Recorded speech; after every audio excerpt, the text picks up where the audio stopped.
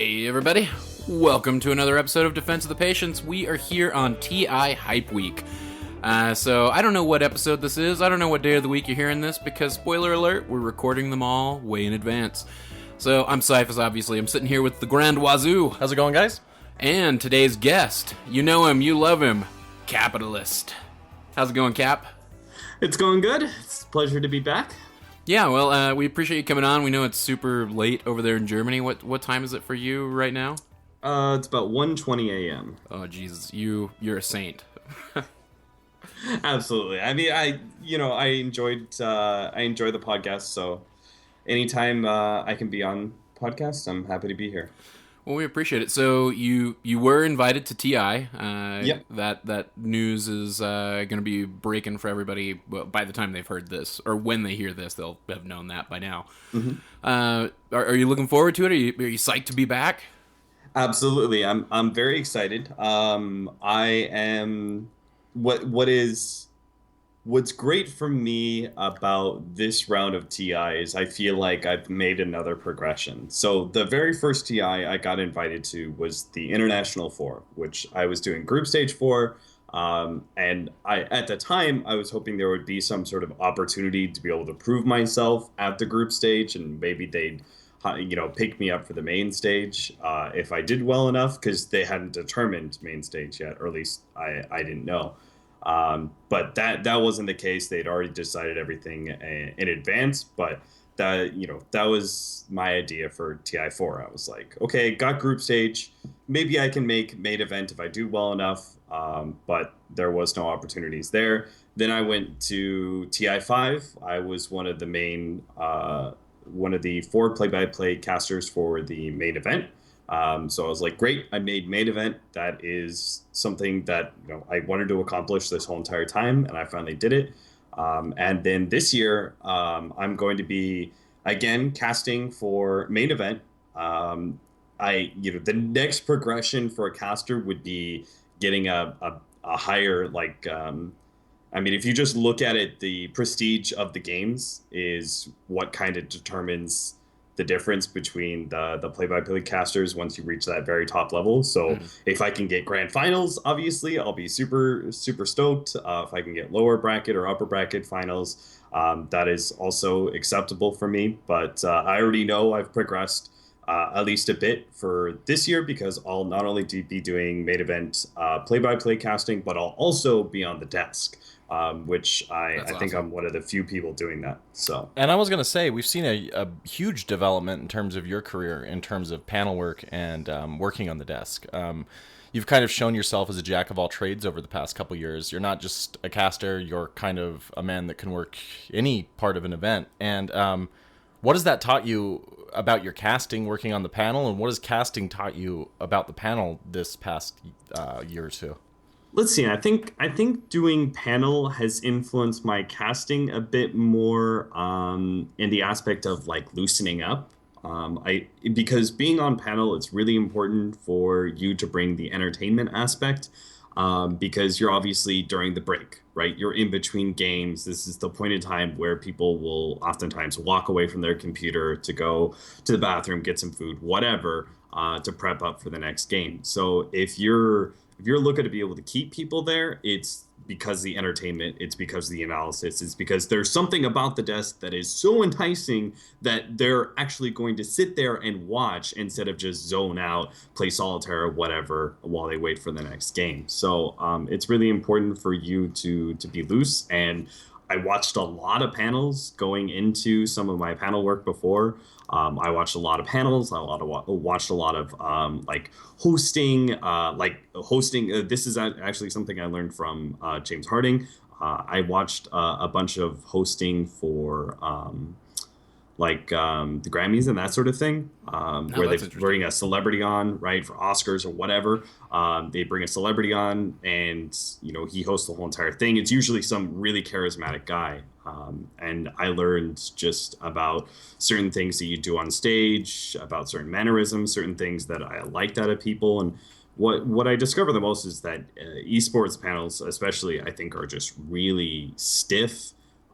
If the analysis is good, it can be passable, but like it's just barely passable, right? For if you compare it to like TV, if you compare it to like premier entertainment value, it's just barely passable, and that's purely because it's high level analysis and people want to tune into that. But you really need more if you really want to be able to keep the audience's perspective. And every esports panel, I think, was just way too stiff. They didn't like. I actually learned the most from the what's it called, Inside the NBA. Inside the NBA is actually fantastic show. Absolutely amazing. If you haven't seen it, it's on TNT. It hosts like Shaquille O'Neal, Charles Barkley, Kenny Smith, like legends of the scene, right? And they're all super charismatic guys, super knowledgeable, and they're very comfortable with each other. And they do kind of panel work. And obviously they have a little bit more room to be able to move around and do skits and that sort of thing. But even when they're on the desk, like they don't just sit there and you know, talk about the game or whatever. They're giving each other shit. They're like Shaq's like, they have this game where like they stand up and touch like the back wall, you know, like they're getting up, they're moving around, they're doing things. And like that, even just actions, like literally just moving around while you're on the panel, even though you don't have that much to do, like waving your hands around or making emphatic gestures, like that is actually something that will keep the audience's attention. Well, it's an opportunity for them outside, because when you're casting a game, we're not looking at you. We're looking at the game. We're driven by that kind of that motion, that momentum of the game itself. But when you're on the panel, we can actually read your body language. We can see that element of you at work. Of course you'd want to do that. Yeah, there's something about I've been studying up, right? I've been studying up for TI, and the next sort of step I've been making is kind of learning from the professionals. And I've been reading this book called Call of the Game. If anybody's interested in casting, I highly recommend it. It comes from Gary Bender, who is a very prominent sportscaster. And he teaches essentially about broadcasting. And there was this thing that kind of stuck with me where it's about like how people understand what you're saying to them. And it's like only a certain percentage is what you actually say, right? And then another percentage is the emotion of your actual voice. But there's a lot of other things, such as your body language, just little things that go into the message that you're putting across that you don't actually get within a broadcast. That's why emotion is so important in a broadcast, because they can only listen to you, they can't actually see you. But when you're on the panel, you get to explore that other 40% of what is, basic communication. You get to really lock into that. You should try and take advantage of it as much as possible. It feels like, to an extent, we're still trying to find our legs when it comes to that fine line between being playful about our game, highly analytical, and, comfortable in our nerdiness in that way on the stage. And I feel like you kind of do all of it very well. There's something about high-level analysis that can be kind of cold and, hard to get into from a new player perspective. And so to come on the panel and see that level of analysis at the same time you're seeing, kind of accessibility, it's really great to see. And we saw that development in the majors, and, we'll definitely be seeing that at TI too, I can bet. What are you doing exactly in Berlin right now is what I wanted to talk about earlier, because I don't think I've heard or anything like that. So what's going on there? So I'm the Join Dota is located in Berlin. So I've just been living here, working for Join Dota. But that may change in the future. The company that owns Join Dota is expanding quite a bit. They have offices now in California. They may expand to other places. They already have offices in Taiwan, but so I may end up moving around in the future. Just because I'm a little bit tired of living here in Germany, and I think it would be nice to be able to go back to like the States, or maybe even like England if I want to stay in Europe. Even just moving to like England or something like that, to an English-speaking country. I think I could, because I feel a little bit locked in, I guess, Just because I don't speak German, it's rather hard for me to learn because I never grew up, knowing any other language but English. So yeah, they say if you don't learn like more than one language within like the first 10 years of your life, your brain stays rather rigid when it comes to language in that regard. So it can be rather hard to pick up, a new language like Possible that. with immersion though, right? But I mean, you haven't been there that long, right? Yeah, like I've lived here for 2 years, but I don't really there's no way for me to really be able to immerse myself in the culture here because I don't have any friends in actual Germany.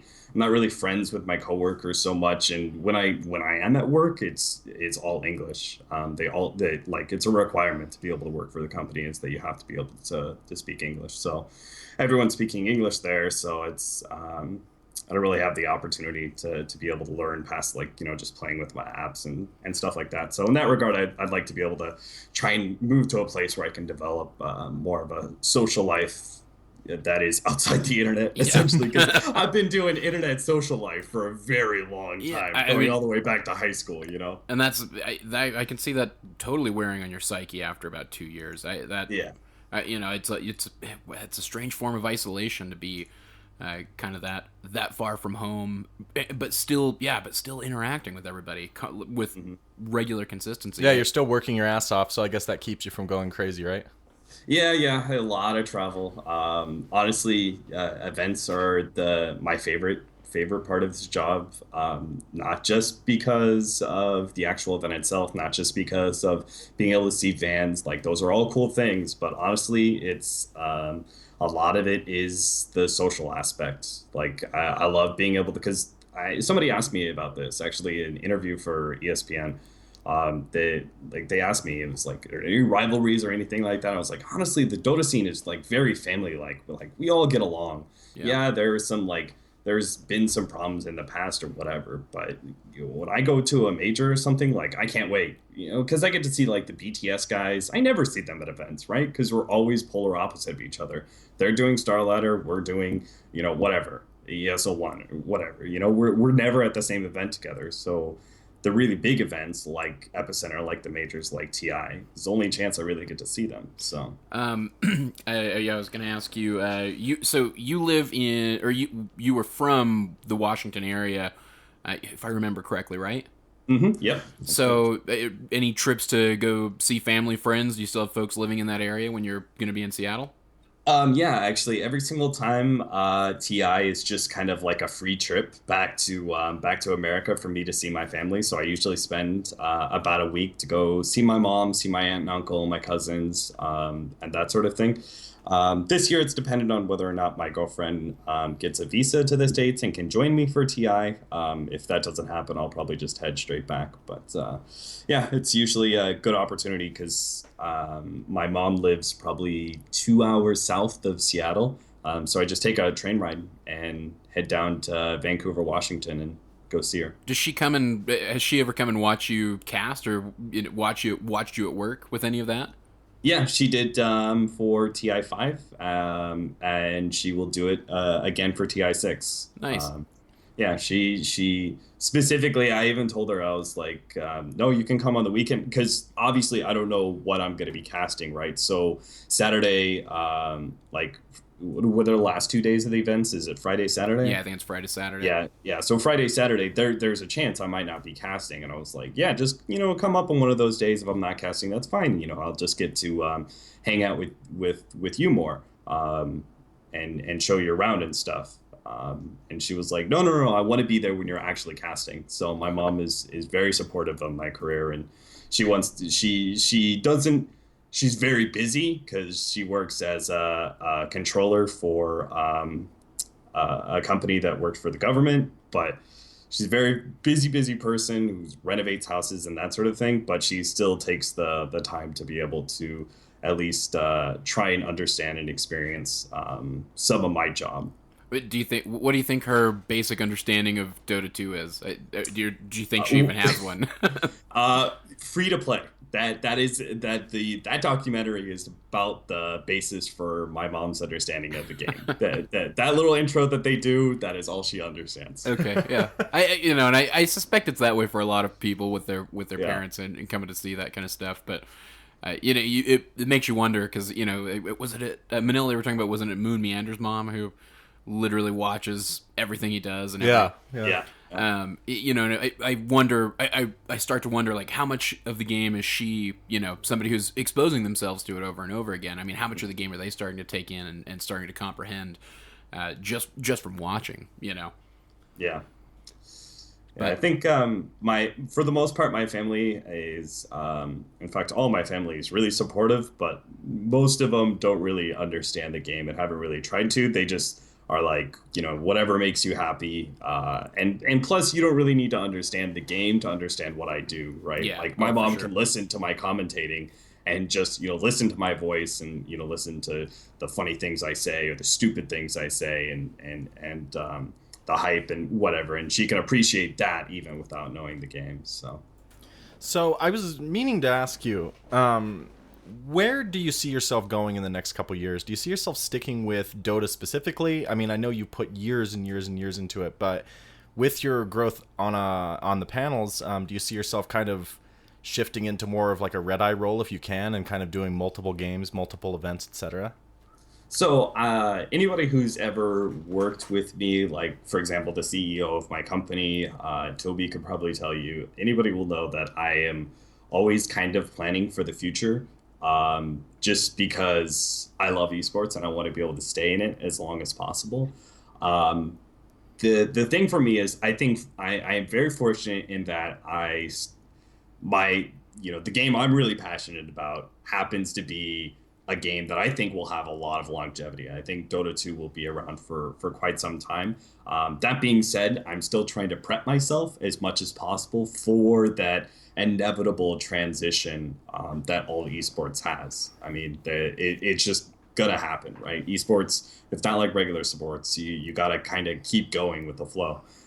So that's why I've done, that's why I've been an interviewer. That's why I've done hosting. That's why I did the hosting for like Dota Pit, for example. I'll be doing more hosting gigs in the future. That's why I've been doing so much desk work, because I'm trying to make myself as diverse as a talent as possible, and learn about the industry and learn, every possible talent that I can kind of pick up and become an expert at. I'm trying to take, just so I am more prepared for the future in that regard. So I do have plans that, eventually I'll have to move outside of Dota, but it's gonna take a while. I think Dota has at least 2 or 3 years where it's still going to remain a top 5, top 3 esport.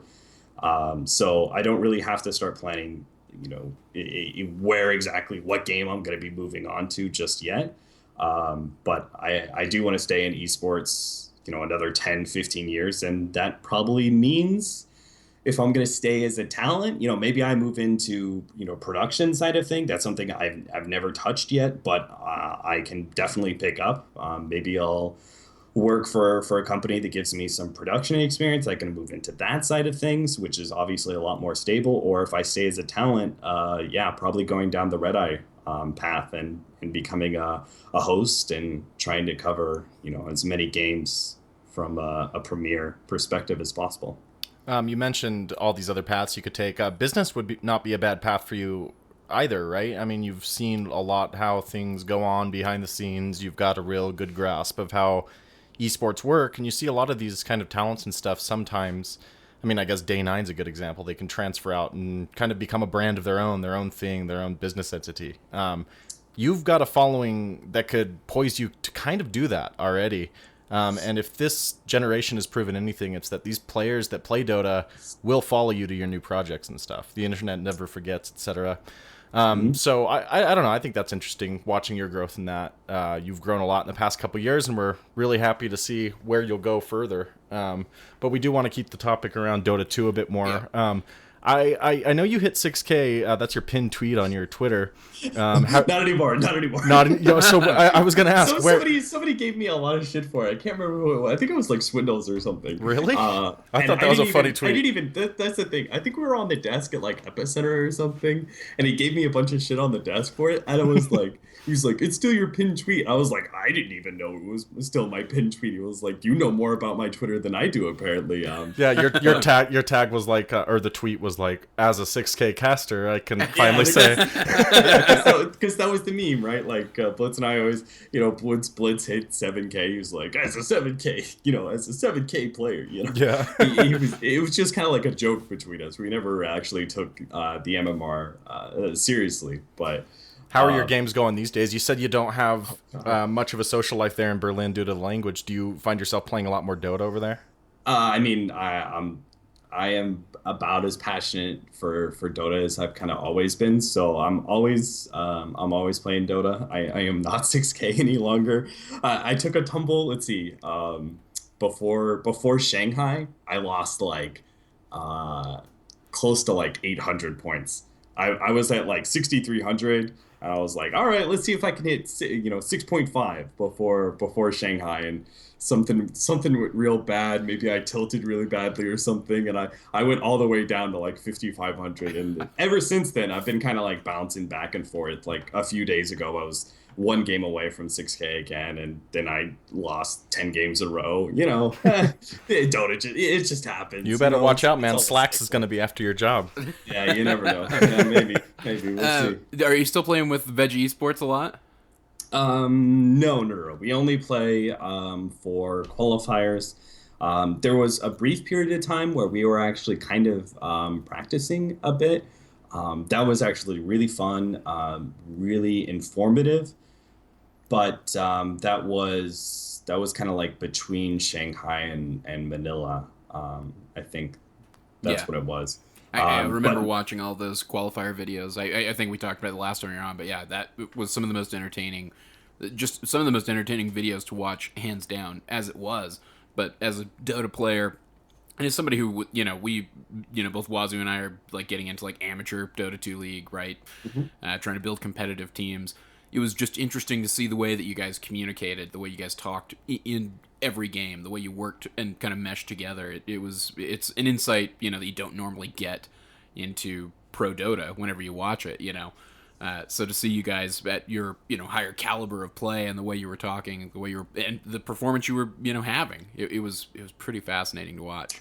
Yeah, we will absolutely do more of that. I don't think veggies will ever really go away. I think there will always be some part of veggies that we'll try and keep going between me and Merlini. I'm not sure what the next iteration of veggies is going to be for the next year, but we'll definitely be back for the fall major and make another run, and hopefully roster changes don't occur, and all the best teams of NA get have to go through the open qualifier. My God, that was just like that was going nuts. Through that, I was like, my God, we have to face EG, and then we have to face EG Bulba, Ritsu's team. Then EG Bulba didn't even make it through. Who was the second team to make it through? FDL. Yeah, they're obviously really good. There were so many good teams actually in the open qualifier. You look at the teams that actually got invited; they're like so far down the list compared to how many of the open qualifier teams that easily would have won. I would say against the bottom two. Well, I don't even remember their name. It was like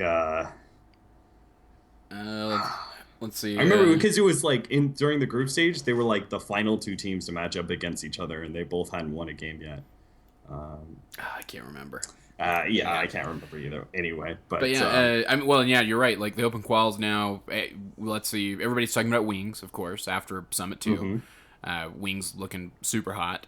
EG coming through the open quals is absurd. It feels like a little bit. Just that they're I feel like it was just since I began playing Dota like 2.5 years ago, roughly.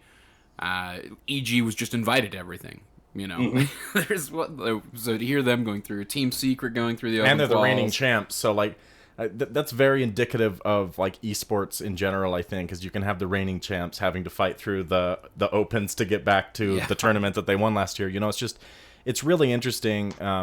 It's made for a game that makes the players hungry, which I think is really, really awesome. I mean, everyone from the top down in this game is hungry, from casters to players. I mean, that's why you have some of the best talent. But at the same time, in don't you think it's esports. also somewhat disruptive? You know, and I guess To the people that lose, certainly. No. I mean disruptive even to the teams themselves, like even to like EG, like because you know one of the big stories coming out of Manila was hey, OG was a team that stuck together through everything, and if you kind of wanted to like go back and look Did at the they though? narrative, Because who was No-Tail playing for TI5? well, I just mean since TI5, just like 'cause they since were Frankfurt, monkey business after and then they went in. Shanghai, like nobody. That roster was pretty solid, right, Cap? Yeah, I think the people are reading a lot into the whole the Wings, Liquid, OG. Let's see, who else? Who else is stuck together since like Frankfurt Major? I don't know, Alliance. Yeah, I don't think people are reading into that one. Yeah, I mean, I guess it's just really Liquid and OG. Like a lot of people are reading into that and saying like, oh, see, like teams should be sticking together. And I think part of that is true, but there are a lot of advantages to actually splitting up and bringing in fresh players, because the reason we always have what we call like the honeymoon period for a new team is because there are fresh ideas being brought to the table, and it expands everyone's like knowledge of Dota, essentially, right? Like think about think about just maybe Bulba, right? Like Bulba is one of the smartest minds when it comes to Dota 2. So automatically having him on your team is like already like huge boost when it comes to like analysis of the game and strategy. But then you also have to think about like how much knowledge does Bulba have himself, and how much of that knowledge is he also bringing from the people he worked with? Like, for example, how much knowledge is Bulba bringing from working with Kuro? At Team Liquid, when he was a coach for them, like how much knowledge is he bringing there? Like when he says, like, oh, at this point in time, when this thing happens, we should move here instead of there. Like he could be bringing that straight from Kuro, and that just like enhances everyone's knowledge of Dota. So I think some people are forgetting that aspect, that there is certain amount of strength to switching things up. It really does keep things fresh. But I think we're also learning that when talent is so high, there is not a very large gap between the top 20 players and the top 100 players. I think that everyone is very, very close now, as opposed to like 2 years ago, even 1 year ago. You could say that there was a little bit more of a gap. I think that gap has become so razor thin that then it just becomes more of a team game, right? And Right. certain things that we never really like took like into serious consideration before, such as like team psychology, right? Like how you work with your teammates, like the little things that you do or say or how you act. Like you can't afford to have disruptions within the team. You have to make sure that when problems pop up, that they're addressed, and they're addressed in a positive way. And I think that's really what Blitz brought to Team Liquid, was that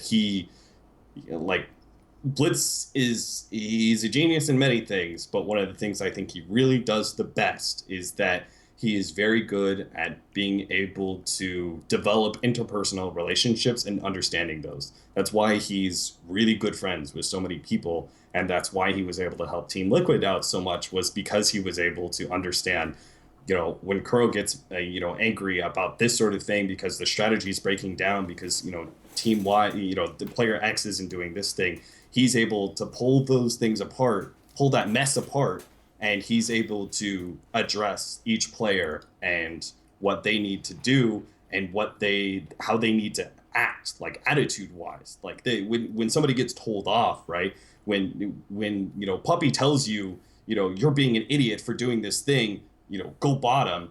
You need to not let your ego or pride get in the way, and you need to understand that like you have to follow the strategy, and you can't develop any sort of like any grudges within a team. You have to make sure that the team flows. So in that regard, I think we're just taking it to the next level, right? Before we were so focused on mechanics, and then we got so focused on strategy. In the early days of Dota 1, it was like all mechanics. It was all about like, holy crap, which player, like, especially in the Blink era. Remember when Blink daggers? I mean, you said you got into Dota 2, but back in Dota 1, there was an age where Blink daggers didn't go on cooldown when you got hit. So it was just this age of like insane mechanical play that was just all around back and forth. And Dota 2, we introduced more and more strategy into the game, and now we're getting to the next level where strategy still means so much, but you also have to flush out the other areas, and a lot of that comes down to teamwork. Yeah. So all that in mind, going forward, looking at TI6, give us your top 3 and tell us why. Who are your predictions going into it? It's hard not to say OG and Liquid, just because, I mean, Liquid has had top showings at almost every single tournament since, even before Shanghai, there was a couple tournaments where they did place like top 3 or something. So it's hard not to say no to them. They're kind of like, them and OG, they're like team secret from last year. You place top 3 in that many tournaments. It's super impressive to pull that kind of consistency. It's actually amazing. Yeah. Let's see, 1, 2, 3, 4, 5, 6, 7, 8, 9 top 3 finishes since November 2015. And that's Liquid. Yeah, that's Liquid. I mean, so they've insane. an incredible team this past year. They've just been growing so incredibly. Yeah, like you talk to pros and they will all tell you, like winning a tournament, that that's good. Hey, great, you won a tournament. Maybe you had the right kind of draft at the time that teams didn't adjust to mid-tournament, so that's why you won. But to have the consistency, like it's so much harder to place top 3 in 3 tournaments than actually place first place in 1 tournament. Yeah. Right, it's so much harder just because the meta adapts, teams adapt, and all these sorts of things. So it's really impressive, and it's hard not to put those 2 in your top 3. And the other one, I mean, it just kind of has to be Newbie, right? I felt like Newbie, when I was watching them, I was so impressed by their play. Epicenter at going into Manila. During some of the group stage matches, some of the scrims that I saw, like they just looked really clean.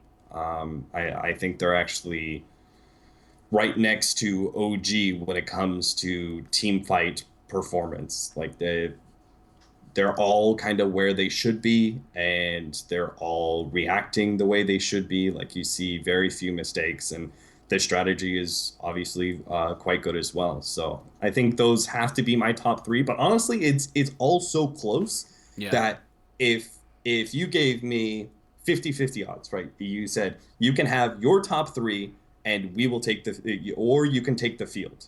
I would take the field just because, it's so close. Like you could just as easily see like a team like Wings, powering through CDEC style, just boom, taking everybody out. It all comes down to who's able to develop the right kind of strategy, and that who adapts to that strategy. Like you remember, like TI3 Alliance dominated, and that was because it was their meta, and they developed this style that everyone else had to play around, and it couldn't really be countered until Navi did some crazy things and almost did it.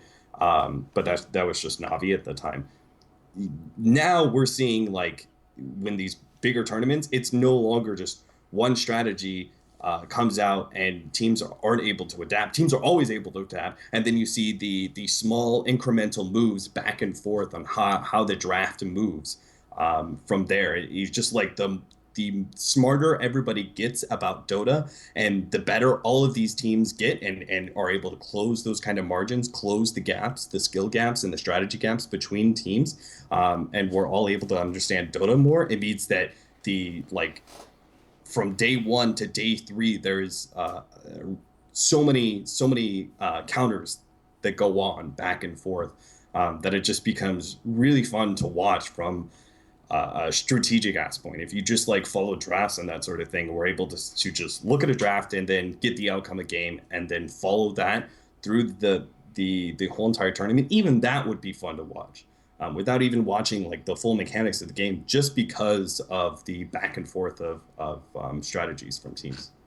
That razor thin line between all these teams, it's rather interesting because we have some teams in here that, I love to see, but haven't had the best, results the past year, and that's like DC, Fnatic. I mean, they're teams that have been in there, and I'm still an old Alliance fan, so to see them back is awesome. I feel like we're going to get a TI that with the tippity top, it's going to be the most intense and competitive TI, but at the same time, we have these other teams that could very well finish really well and, change what's been going on for them this year, like kind of a redemption story. And, I guess that goes along with EG and Secret as well. But what teams besides your top 3 are you, I don't know, do you have personal stake in, or do you want to see do well, or whatever else? If you had to put on the baseball cap for one of these teams that you'd want to root for, who would it be? Ooh, and we understand you're supposed to be unbiased. Yeah, I've got so many friends and so many biases towards certain teams that it's hard to. I mean, I would pull for, like, I've always been a bit of an EG fan.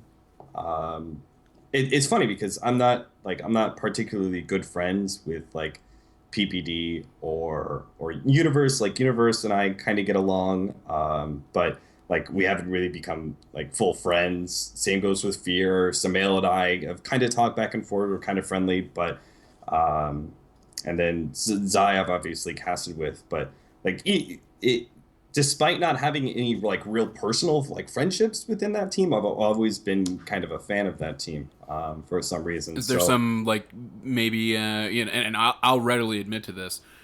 When it comes down to rooting for somebody, I root for the Americas, because God damn it, I feel like North America, we should be the best at video games. All right, at least this one for a little bit for this year. But EG had the title last year, so who knows? Maybe I think I think maybe we'll see Wings really come out just after seeing the Summit 5 and just seeing their style of play. But I don't know. That's just kind of what I observed, and that's a real easy thing to say. OG, of course, is up there, and they were in the finals of the Summit 5 as well. But I'm a huge. Can I pick 2 because I'll pull Evil Geniuses and also go Vici Gaming Reborn because I'm a huge FY fanboy. Oh yeah. I have been for a very long time. Well, they've had impressive performances this last year too. I mean, of all the qualified teams, I don't know. It'd be cool to see somebody kind of pull that C-Deck card, that CDEC card again, and make a deep run. Somebody that kind of comes out of nowhere they aren't really expecting. I guess on that front, like, are there any of the wild card teams? Do you think there's anybody there that's capable of, maybe surprising us that could come close to that CDEC story? I think eHome is the closest to it. I really don't think there is going to be a team like CDEC, not even like making it grand. I'm talking like, I think top 8 would be a good showing for any of the wildcard teams. I don't actually anticipate to be that big of an upset from the wildcard side of things this time around. eHome would be my best bet. Is it just kind of the way that like Chinese teams play the game? Do you think that's kind of what goes into it? Is that the harder, is that the tougher division? So, of course we kind of see those Chinese teams kind of come up and... I think there is something to be said about the fact that I think the teams from the Chinese qualifier, if you look at the number 1 team and the number 3 team, I think the gap there is much smaller. For example, like TNC Fnatic versus Execration, I think there's a bit of a gap there. Team Secret compared to Alliance or Team Secret compared to Alliance and Escape, I think there's a bit of a gap there. EG compared to DC and Complexity, bit of a gap there. I think that the Chinese Dota there is the smallest gap between the three teams that had to go through the international qualifier. So I think that may play a part of it. And I also, I look at that roster. You've got a combination of experience as well as fresh talent, and I really like that. I think Old Chicken or Old 11 have both been rather impressive. I've always liked Lanham, especially when he was on Melee Initiators in the early days of Dota 2. So I think that team has the most potential to really go far. Escape, Complexity, even Execration, they could be bigger names in the future, but I don't think this is their TI to really show a top 8.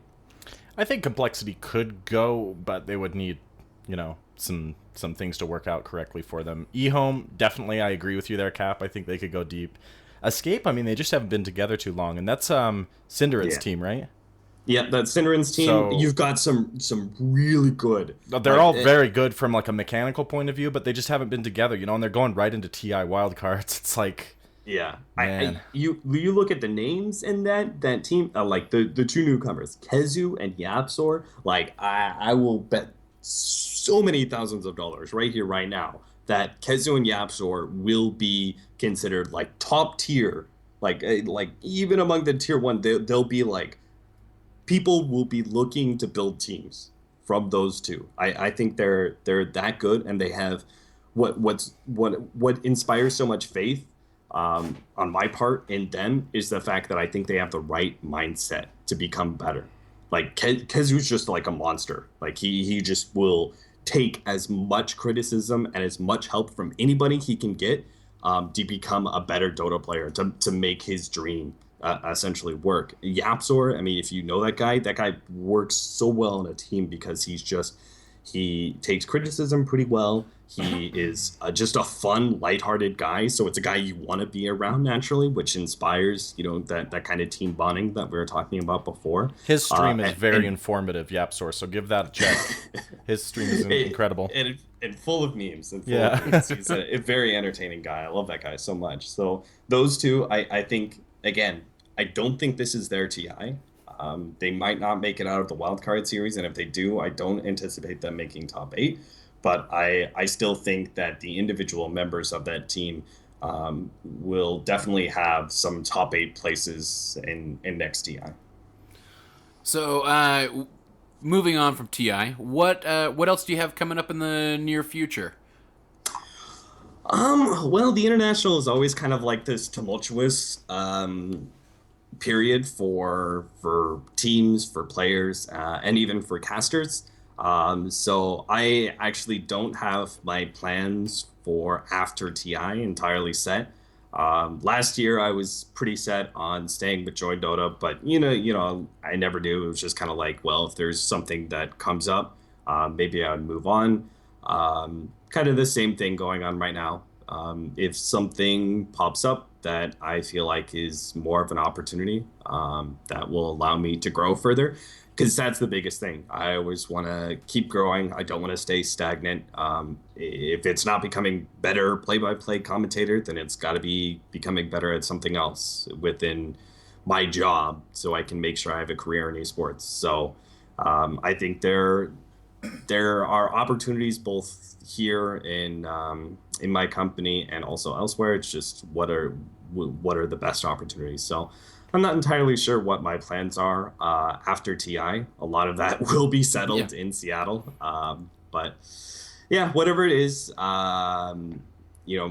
maybe I stay with Join Dota, maybe I go independent, maybe, there's a lot of things that could happen. No matter what it is, I will definitely stay, obviously, in casting in Dota. Dota's my life, and they won't be able to drag me away from this game, kind of no matter what. It's like, I don't care where Toby goes. LD can, make BTS the biggest studio out there and be doing the top 8 esports games and covering all that. And Owen, he'll be a successful talent no matter what he does, but those guys can all go off somewhere, do more successful esports games in 2, 3, 5 years from now. But I'll be here in Dota until the bitter end, until the lights are finally turned off. Until the last server shuts down. Yeah. He's America's champion. The capitalist. It's not the hero we asked for, but he's the hero we need. Yep.